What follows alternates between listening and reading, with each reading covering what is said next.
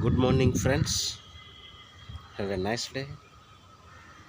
Welcome to the Art of Life class. Today's class is Living with an Independent Mind. The chapter name is Living with an Independent Mind. This is the fourth, verse of our Art of Living. This fourth verse saying that favor and disagree seem alarming. High status greatly afflicts your person. Why are favor and disgrace alarming? Seeking favor is degrading. Alarming when it is gotten, alarming when it is lost. Why does high status greatly afflict your person? The reason we have a lot of trouble is that we have selves. If we had no selves, what trouble would we have? Man's true self is eternal. Once again, man's true self is eternal. Yet he thinks, I am this body and will soon die. Again, I am this body and will soon die. If we have no body, what calamities can we have? One who sees himself as everything is fit to be guardian of the world. One who loves himself as everyone is fit to be teacher of the world. Dear teacher, think again.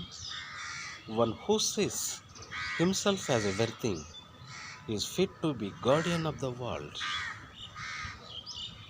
One who loves himself as everyone is fit to be teacher of the world.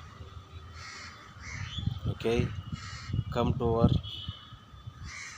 chapter of living with an independent mind.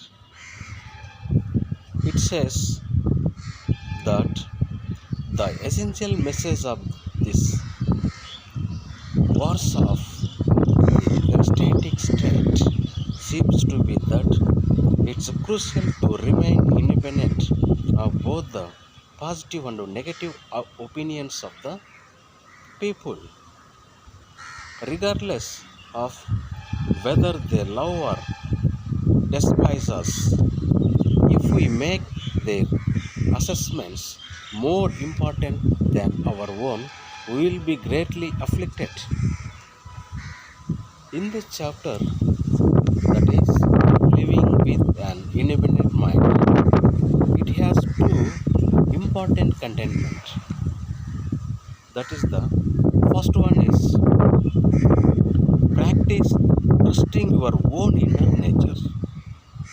Once again, practice trusting your own inner nature. It is explaining that every passionate thought that you have regarding how you want to conduct your life is evidence that you are in harmony with your own unique nature. Your fervent belief is all you need. If you are tempted to feel insecure because others disagree with you, recall that